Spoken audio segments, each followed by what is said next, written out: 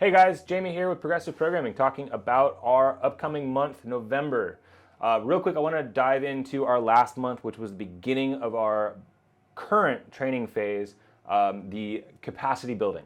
Now, the beginning, just really quick, actually, I want to talk back to the beginning of our macro calendar. Right after the Open, we went through our foundational phase. Then we went into some technical skill building phase, which is a lot of Olympic lifting. And right now we're in our capacity building. Now, with this month, we're kind of picking up a little bit off of what we did last month in October, which was our primary strength. We went through a front squat EMOM focus, where we started out every third minute and we condensed the time while we increased our intensity as far as loading on the barbell. Then we went into a deadlift, superset it with a bench press. We began with an alternating EMOM, so every second minute on the minute, we rotated between a deadlift into a bench press until we went into the last couple weeks, we went into a deadlift bench press as a true superset every third minute on the minute. Then our skill, which really kind of correlates or drives right back into the concept of capacity building here. We went through some EMOMs with monostructural focus, the rowing, and a little bit of run in there. Now, throughout that whole month, we focused on increasing our intensity, not only just the barbell, but also within our rowing aspects. So this month, we're going to carry some of that stuff over from our last month, starting out with our primary focus. We're going to be working on the thruster. Now, the thruster is a great exercise that's going to help develop that acceleration strength. So we're going to have to come out of the bottom of the squat and press it out overhead, one fluid continuous movement. We're going to break down the thruster, though, in series of progressions. So week one, we're going to hit a front squat and a push press, and we want to work on primarily that rack position. Not everybody has the best rack position as far as transitioning the barbell from a front squat into a press, so we want to avoid losing that pinky finger.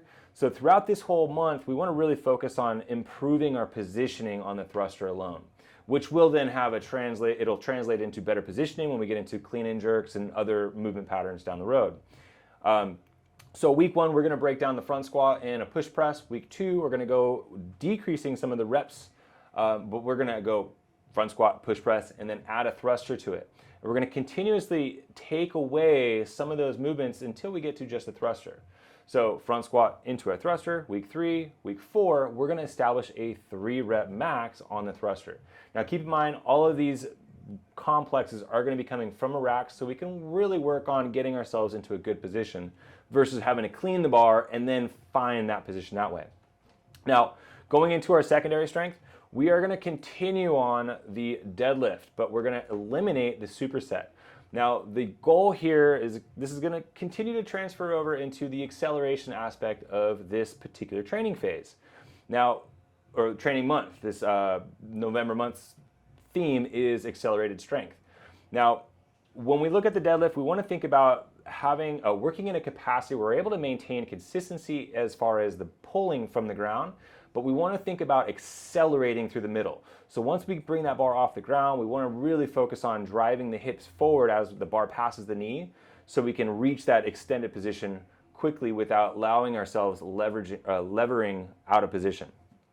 Now, with our deadlift, the other thing we want to focus about on the deadlift in this month's secondary focus is this is going to be a lead-in to December's primary focus, which is going to be a deadlift building to a 1-rep max by the end of the year. This month, for November, we're going to go through 3 weeks of an ascending intensity with descending volume throughout just the deadlift. But on week 4, we're going to take a break. We're going to give our central nervous system a little bit of a break on that heavy loading in that movement pattern. And we're going to actually work on more accessory, where we can accessorize and isolate our glutes, our hamstrings, our core, and really try to think about the whole system as a whole without putting on that heavy intensity. So allowing ourselves to still work on loading certain patterns and loading certain tissue without beating down our central nervous system. So by the end of the month, we are going to establish, by week 3, we're going to go to a 2-rep max and then follow up with a deload week. Skill. Now the skill, this is going to carry over from our last month. Okay, so last month we went through a variation of EMOMs for rowing distances. So we had a 500 meters every third minute. We did a run and a row every third minute. We went into a row every 10 rounds. So we went 10 rounds every second minute. We had a 250 meter row, 300 meter row, and the goal was throughout the entire month was to work on a negative split. So learning how to pace from last month's theme was pace and consistency. We want to take that same concept of that pacing and being able to understand where our capacity is as far as starting out a workout. We really want to avoid and learn, because pacing is a skill, learn how we can start a workout without getting shot out of a cannon. Okay, so we want to really remember when we started out, we got to find ourselves into a rhythm. We got to find a breathing pattern. We want to move through these movements with efficiency without overreaching in the beginning of a workout and then expending ourselves and pushing ourselves into that lactic threshold where we cannot recover from mid-workout, as far as mitigating some of that lactic buildup. So this month, what we're going to be focusing on is the same concept. We're going to go through some EMOMs, maintaining the negative split, but we're going to be working with couplets, triplets, and a quad. Now, throughout this month, we're going to talk a little bit about these particular workouts, because these are going to become benchmark workouts for progressive programming going forward into December that we will also continue to use into our upcoming year of 2022. Now, starting out the first week of the skill, we're going to go into our first EMOM, which is going to be an option between 5 rounds or 4 rounds every 5th or 4th minute or every 5th minute. So, for example, depending on where our capacity sits with these patterns, which is going to be a 400 meter run, 12 power cleans with a moderate load, and then 9 toes to bar. And that's going to have an option to scale up for our RX Plus group with 6 bar muscle ups. Now, when we look at this workout, we've got 5 rounds to complete every 4 minutes. Depending on where our capacity is, specifically on the run, so if we're not a very fast runner, or if we ever find ourselves having to walk at any point, we're not going to scale the run, but what we're going to do is we're going to scale back the overall volume of the workout so we can really push for intensity. So 5 rounds every 4th minute is going to be our RX option. If we need to scale it back, we're going to go 4 rounds every 5th minute. Still the same amount of work, but what it's going to do is going to allow us to have a little bit more time to rest and recover in those earlier rounds, so that way we can really push it hard in that last round. Now keep in mind, just like last month with the rowing, we went with a negative split to maintain a prescribed status, so you can hit that RX button on SugarWOD.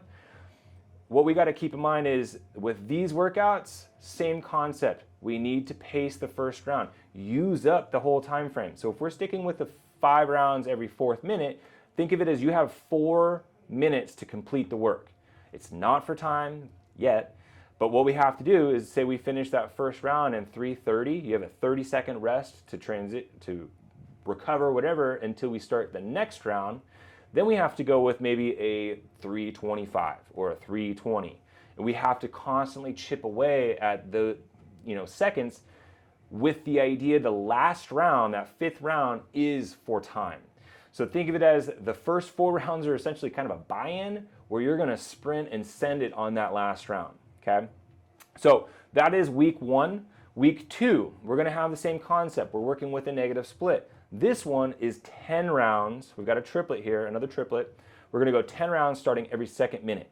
This is going to consist of 8 alternating leg single leg squats, or the pistol squat, followed with 4 burpee box jump overs, and then 2 power snatches with a 95 and 135 pound barbell.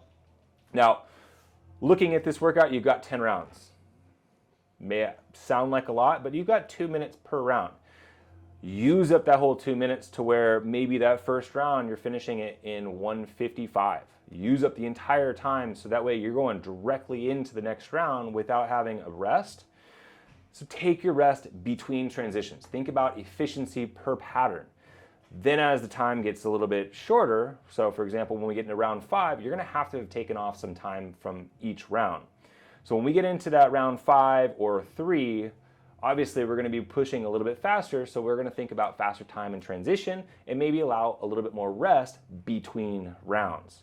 And once again, our score is going to be the last round, which should be your fastest. So keep in mind, once again, to hit that RX button, you need to maintain that negative split every round over the course of 10 rounds. Week 3, we're going to go into now 3 rounds starting every 6 minutes. Once again, same principle applies. Use up that time in the beginning and then go faster, scoring the last one. We've got a 450-meter row for the ladies and a 500-meter row for the guys, followed with 12 wall balls, 10 chest-to-bar pull-ups, and 35 double unders. Each one of these movements should be completed unbroken, if not, maybe 2 sets, especially in that first round. Once again, use up that time, take your time in between transitions.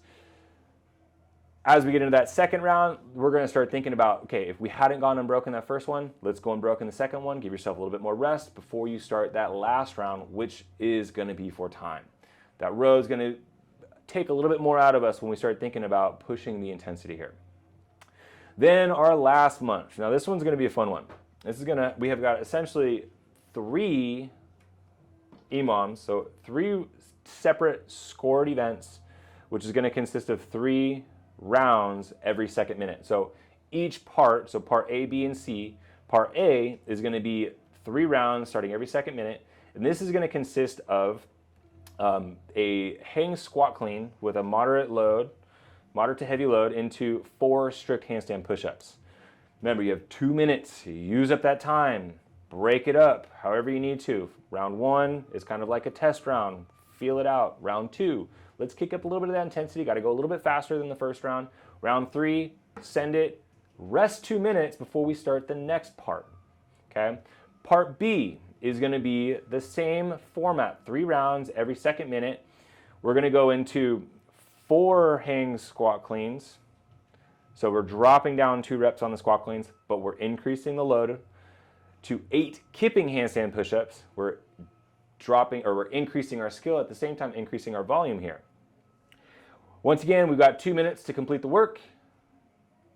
Negative split from round to round. Score that last round as fast as you can. Another 2-minute rest. Then we're going to go back into our last EMOM, or 3 rounds every second minute on the minute, part C, which is going to be 2 hang squat cleans with a heavy load into 12 bar facing burpees.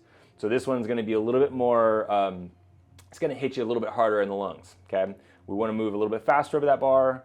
The loading on the barbell is going to take a lot more out of you, so make sure that we're approaching, once we pick up that bar, try to get through all 2 reps at once instead of having to add in a separate extra deadlift. So that is our skill for this month.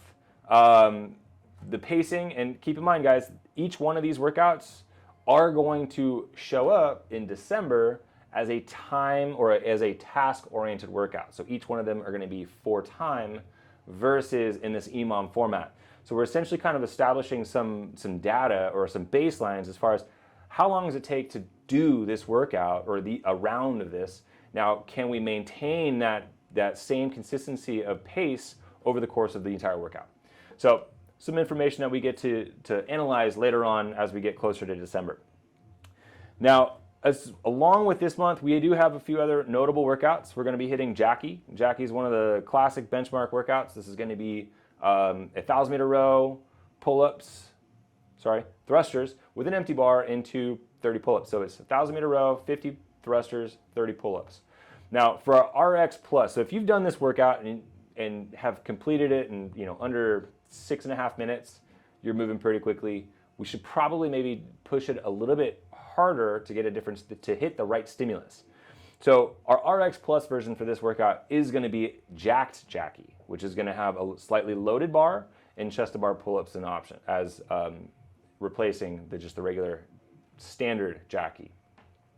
Also on Veterans Day, we're going to be honoring Christopher J. Coughlin and doing CrossFit Main Site's Coughlin workout, which is going to consist of a 6-minute bar hang hold going into anytime you come off the bar is going to result in a 800-meter run and 30 push-ups.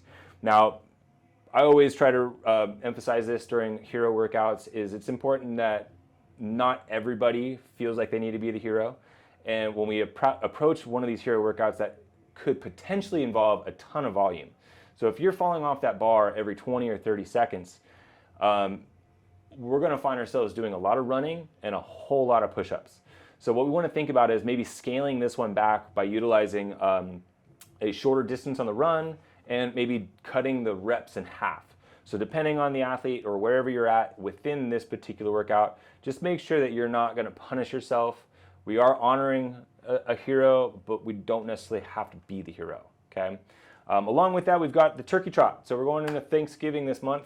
The turkey trot is something that we do here at Diablo. We've been doing it for the last 13, 14 years, maybe even longer.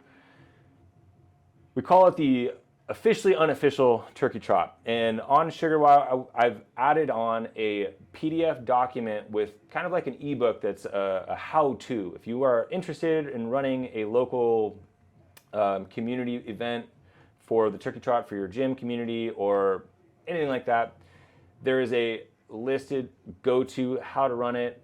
We run it at a park, open space.